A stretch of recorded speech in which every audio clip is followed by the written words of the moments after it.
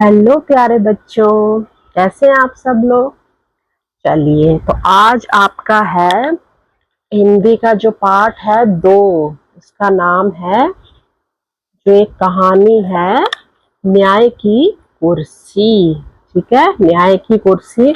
अभी हम इसके बारे में पढ़ेंगे। ठीक है, न्याय जब हम किसी के साथ क्या करते हैं, एक ऐसी कुर्सी जिस पे बैठ के हम न्याय कर सकें। ठीक है, जैसे राजा किसी कुर्सी पर बैठ के लोगों की फरियाद सुनता है और उनको सही गलत के बारे में बताता है। ठीक है, चलिए, तो ये कहानी कहाँ से शुरू होती है। ये है, उज्जैन की प्राचीन और ऐतिहासिक नगरी के बाहर एक लंबा चौड़ा मैदान था। ठीक है, तो सबसे पहले नाम आया है उज्जैन। उज्जैन एक शहर का नाम है, एक जगह का नाम है, जो कहाँ पे है, जो मध्य प्रदेश में है। मध्य प्रदेश, एमपी, आपने नाम सुना होगा। वहां पे एक जगह, एक शहर का नाम है उज्जैन। और यहाँ पे उज्जैन जो है वो एक राजा हुआ करते थे यहाँ पे, जिनका नाम था राजा विक्रमादित्य। ठीक है, और उनकी जो, ठीक है, कौन से राजा थे, विक्रमादित्य। और उनके जो राज्य की जो राजधानी थी वो थी उज्जैन। ठीक है, तो अभी चलते हैं, जो उज्जैन थी। ठीक है, आपको पता लग गया उज्जैन के बारे में, जो मध्य प्रदेश में है। ठीक है, ऐतिहासिक हो गया, पुरानी, एक पुरानी नगर के बाहर एक लंबा चौड़ा बड़ा सा मैदान था और वहां पे टीले थे। टीले होते हैं जो बड़े बड़े किसी रेत के या फिर मिट्टी के ढेर होते हैं। ठीक है, छोटी छोटी पहाड़ियां बन जाती हैं उनकी। तो एक दिन वहां पे एक लड़कों का झुंड हो गया, ग्रुप, एक समूह वहां पे खेल रहा था। और जो एक लड़का था, कूदता भागता हुआ वो एक टीले पर चढ़ गया। तो अचानक क्या हुआ, अचानक उसको एक ठोकर लगी, उसका पैर किसी चीज के साथ टकराया और वह गिर पड़ा। उसने इधर उधर देखा कि किसी चीज से ठोकर लगी है। उसको एक बड़े चिकने पत्थर के अलावा कुछ भी नहीं, बड़ा सा चिकना सा पत्थर था, साफ सुथरा, उसके अलावा उसको कुछ नहीं दिखाई दिया। तो वह उठकर खड़ा हो गया और उसने अपने मित्रों, अपने दोस्तों को बुलाकर, वह शिला, शिला होती है पत्थर की, पत्थर बड़ा सा, कोई चट्टान सी होना, ठीक है, वो उसको दिखाई दी। फिर शान से, ठीक है, फिर शान से वह उस पर बैठ गया और क्या बोला, यह सिंहासन है मेरा। ठीक है, मैं राजा हूँ और तुम सब मेरे दरबारी, तुम सब अपनी अपनी फरियाद लेकर आओ, मैं उनका फैसला करूंगा। वो अपने दोस्तों को कहता है कि तुम अपनी फरियादें लेके आओ और मैं तुम्हारा फैसला करूंगा, तुम्हारे साथ न्याय करूंगा। तो जो दूसरे लड़के थे, बच्चे क्या थे, आपस में खेल खेल रहे थे। जो दूसरे बच्चे थे उसके साथ लड़के, उनको यह खेल क्या पसंद आ गया, अच्छा लगा। और वे क्या करते, एक एक करके आते और कोई काल्पनिक, काल्पनिक मतलब मन घड़त, मतलब अपने मन से आपने कोई कहानी बना ली, कोई बात बना ली। ठीक है, और फरियाद, ठीक है, वो लेकर आते थे। और वो जो क्या था, फरियाद होगी शिकायत। ठीक है, फरियाद का मतलब शिकायत, शब्द हम आगे करेंगे अगले आपके। ठीक है, शिकायत। तो वो शिकायत लेके आते थे, फिर गवाह बुलाए जाते थे। गवाह जो साक्षी होते हैं, जो देखते हैं कि ऐसे, अरे ये चीज तो ऐसे हुई थी, तो उनसे पूछा जाता है। और उसके बाद राजा, जो लड़का बना था, वो उनसे सवाल करता है, अपना फैसला सुनाता है, अपना निर्णय सुनाता है। तो ये जो बच्चे खेल खेल रहे थे आपस में, इनमें सबको बहुत आनंद आया, बहुत मजा आ रहा था, खुशी हो रही थी। और वो बच्चे, बाकी सारे दोस्त अपने आपस में मिलजुल कर रोज यह खेल खेलने लगे। ठीक है, तो उसमें शिकायतें आती थी। वो जो लड़का जो सिंहासन पर बैठता था वो शिकायतें सुनता था। अपराधी जिन्होंने कोई अपराध किया, गुनाह किया हो, वो लाए जाते थे, फिर बयान होते थे। फिर वह जो शिला, जो चट्टान पे जो बैठा हुआ लड़का था, वो अपना फैसला देता था कि क्या सही है और क्या गलत है। मतलब जो राजा जैसे बनता है, अपना फैसला देता है ना कि ये चीज सही है। ठीक है, तो इस तरह से क्या हुआ, ये सारी बातें इधर उधर दूर दूर तक फैलने लगी। जो लोग थे वो लड़के की न्याय बुद्धि की चर्चा चर्चा करने लगे, बातें करने लगे। ठीक है, कि लोग क्या कह रहे थे कि जो लड़का है ये तो बहुत ही बुद्धिमान है, बहुत ही समझदार है। ठीक है, क्योंकि वह सबके साथ न्याय कर रहा था और इस लड़के में कोई दैवी शक्ति है, मतलब भगवान, उसके अंदर किसी भगवान का निवास है, भगवान का उसके ऊपर आशीर्वाद है। तो एक दिन क्या हुआ, दो किसानों के बीच के आपस में ना जमीन को लेकर एक झगड़ा हो गया। तो जो मामला था बहुत ही गंभीर था, बहुत ही क्या था, सीरियस था। तो जो टीले वाला लड़का था उसकी इतनी चर्चा थी कि जो लोग थे, जो किसान थे, वो राजा के पास नहीं गए अपना न्याय करने के लिए, ठीक है, उसके दरबार में नहीं गए, बल्कि उस लड़के के पास आ गए और उसको सब कुछ अपना झगड़े के बारे में बताया। और जो लड़का था बड़ी गंभीरता से, बड़ा सीरियस होकर, बड़े ध्यान से उसने उन किसानों की सारी बातें सुनी और फिर उसने उसके बाद क्या किया, फैसला दिया अपना। और सारे जो लोग थे वो सुनकर दंग रह गए। दंग मतलब हैरान होना, बहुत हैरान हो गए, चकित हो गए। तो उस दिन के बाद तो क्या हुआ, जो नगर के जितने भी लोग थे, कौन सा नगर था, जो उज्जैन नगर था, ठीक है, वहां जो भी लोग थे वो सारे अपनी फरियाद, क्या होगी, शिकायत, अपनी जो भी उनका कोई शिकायत होती थी वो सब लेकर राजा के दरबार में नहीं जाते थे, उस लड़के के पास आ जाते थे जो उस चट्टान पर, शिला पे बैठा हुआ था और फैसला सुनाता था। तो और जो भी वो फैसला देता था तो सब लोग उस फैसले को मानते थे। कोई ऐसा नहीं बोलता था कि उसने गलत फैसला दिया, सब लोग कहते थे कि उस लड़के ने बिल्कुल सही फैसला दिया, सब लोगों को संतोष हो जाता था, ठीक है। तो धीरे धीरे क्या हुआ, धीरे धीरे ये जो बात थी राजा तक भी पहुंच गई। राजा को भी यह पता लग गया कि अरे उज्जैन नगर में ऐसा ऐसा हो रहा है। तो जो राजा था उसको बड़ा क्रोध आया, गुस्सा आ गया, राजा को बड़ा गुस्सा आ गया।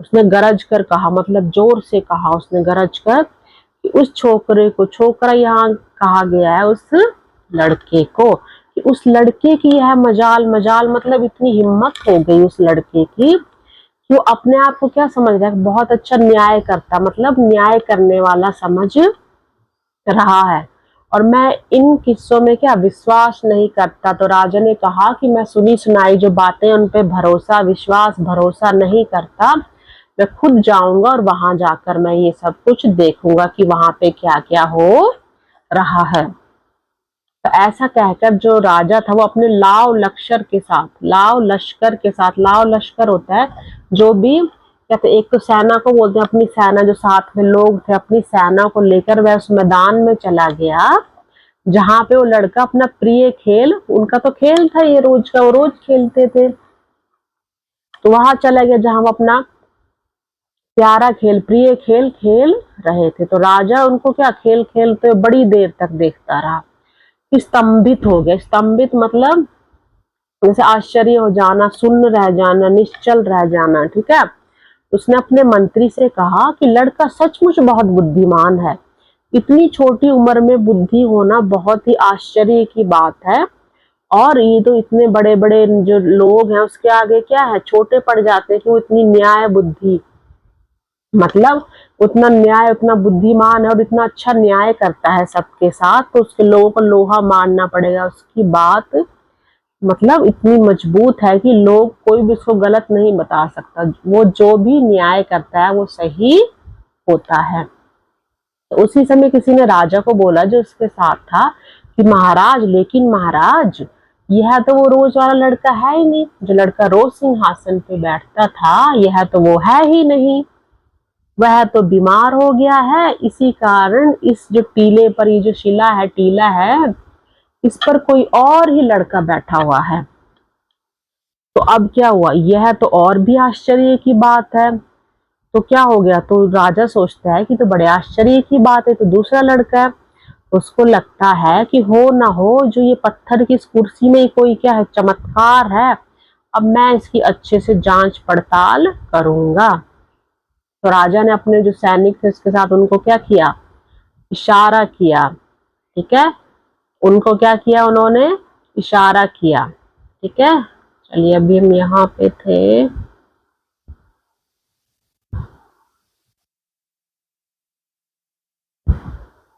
हाँ, तो कहाँ पे थे, यहाँ पे। तो राजा ने क्या कहा कि मैं इसकी जांच करूंगा, और राजा ने जो अपने सैनिक थे उनको क्या किया, इशारा किया, और राजा का जो इशारा पाते ही क्या हुआ, जो सैनिक थे उन्होंने उस जगह को खोदा, उस पत्थर को बाहर निकाला। तो राजा ने क्या देखा कि अरे यह तो पत्थर ही नहीं है, ये तो बहुत सुंदर सा सिंहासन था, क्या था? एक सिंहासन था जिसपे राजा बैठा करता था।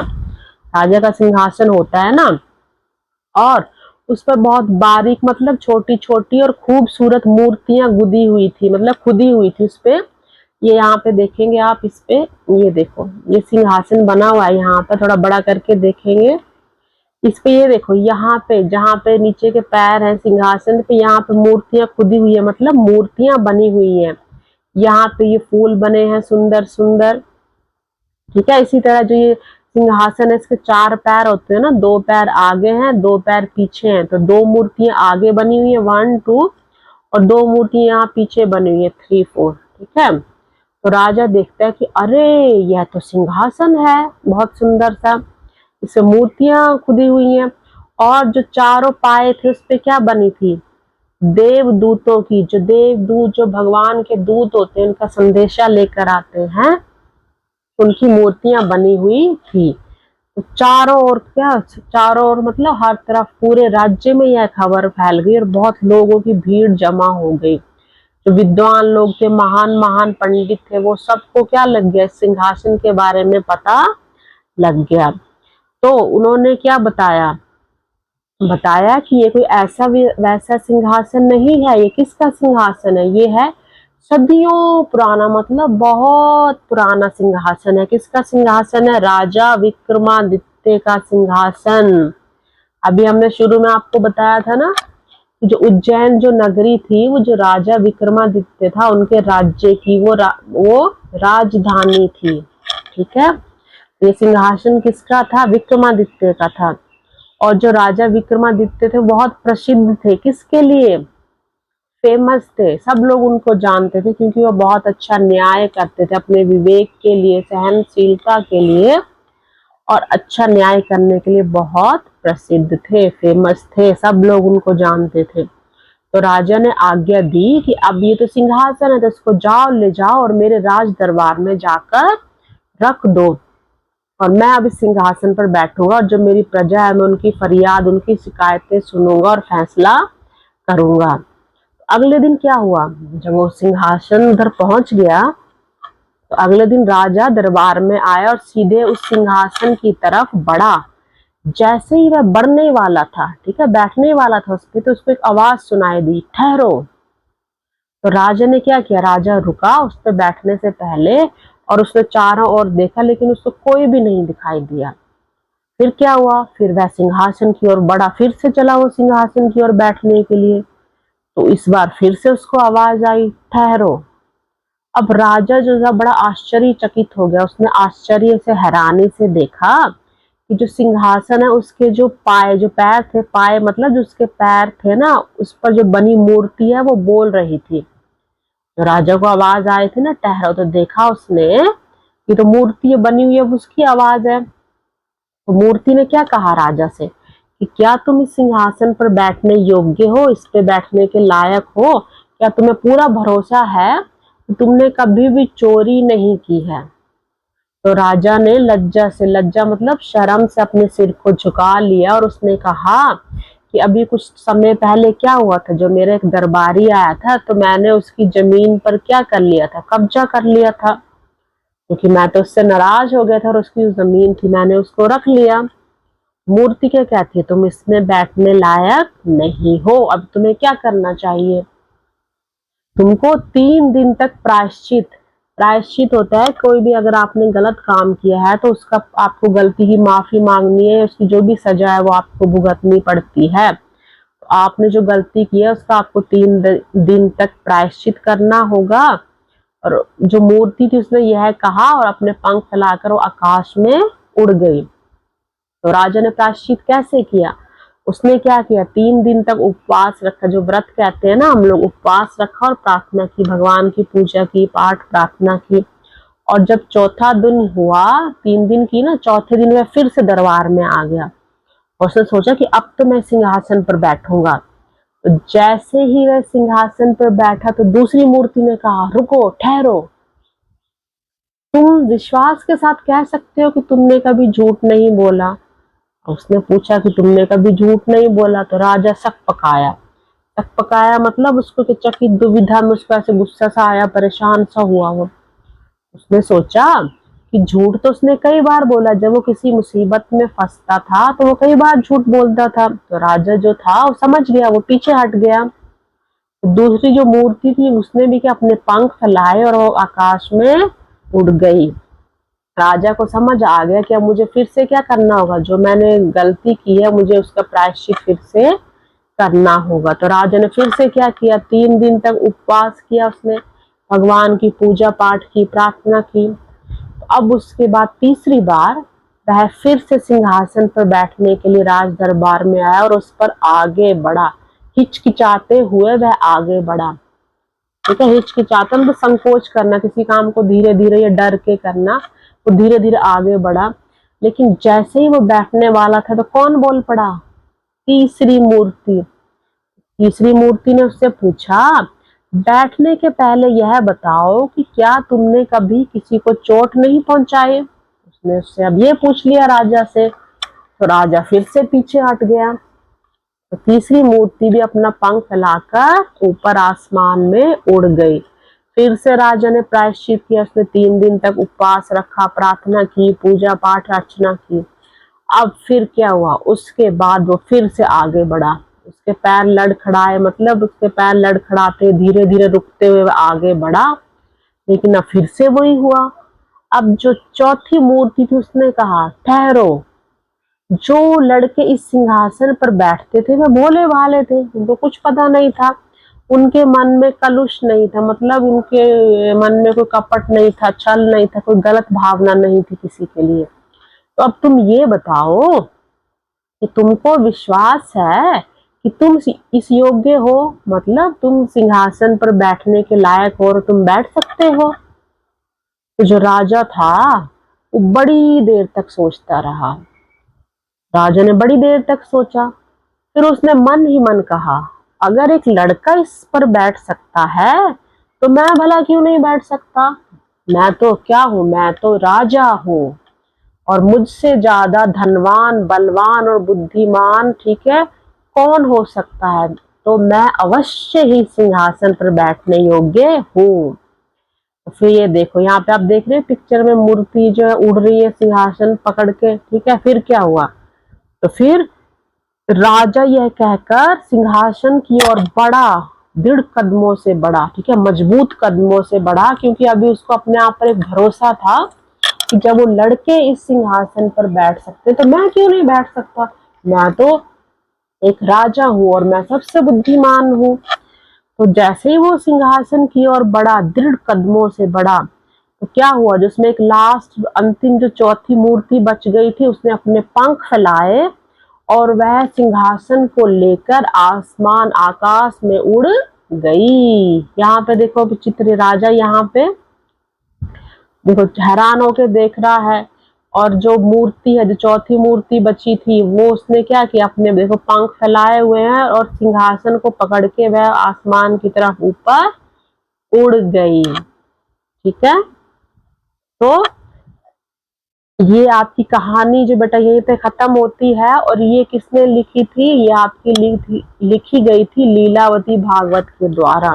ठीक है, और ये जो आपकी राष्ट्रीय पुस्तक एक है, ठीक है, वहां जो प्रकाशित हुई थी, मतलब लिखी गई थी, जो प्रिंट हुई थी, स्वर्ग की सैर तथा अन्य कहानियां, ये किसी जो बुक है कहानियों की, वहां से ये कहानी ली गई है। ठीक है, ये आपकी कहानी है। और अभी हम इसमें आगे क्या देखेंगे, आपके जो शब्द अर्थ है वो हम इसमें आगे मैं आपको लिख के दे दूंगी, उनको आप आराम से पढ़ के देखिएगा। ठीक है, चलिए तो बच्चों अभी हम आगे इनके फटाफट से शब्द अर्थ देख लेते हैं। ठीक है, चलिए, पाठ का नाम आपको पता है, न्याय की कुर्सी। ठीक है, तो अब देखिए इसमें पहला है उज्जैन। ठीक है, उज्जैन हमने आपको बताया था कि जो मध्य प्रदेश का क्या एक नगर है या फिर एक जगह है। प्राचीन, प्राचीन हो गया पुराना, कोई प्राचीन नगर या कोई किसी के बारे में कर रहे हैं पुरानी चीज। ठीक है, ऐतिहासिक, ऐतिहासिक होता है इतिहास से संबंध रखने वाला, जो पुराना कोई हमारा जो इतिहास रहा है, हिस्ट्री रही है, उससे कोई रिलेटेड कोई बात है। ठीक है, टीले, टीले होते हैं, आपको बताया भी है, जो मिट्टी का कोई ऊंचा ढेर, मिट्टी जब इकट्ठी रहती है ना उसके जैसा कोई ढेर बन जाता है, छोटी पहाड़ी जैसा।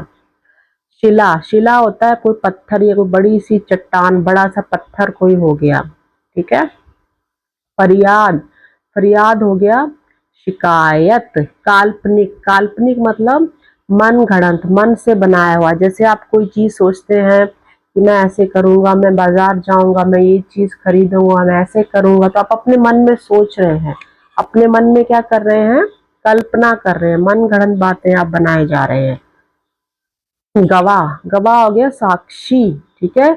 हमने जो किसी जैसे जो गवाह थे उनको बुलाया गया तो वो हो गए, ठीक है, जो किसी चीज को देखते हैं, साक्षी बनते हैं, किसी चीज को देख के उसके बारे में बताते हैं। दंग, दंग का हो जाएगा हैरान, ठीक है, हैरान करना, चकित हो जाना, किसी चीज को देखकर दंग रह जाना।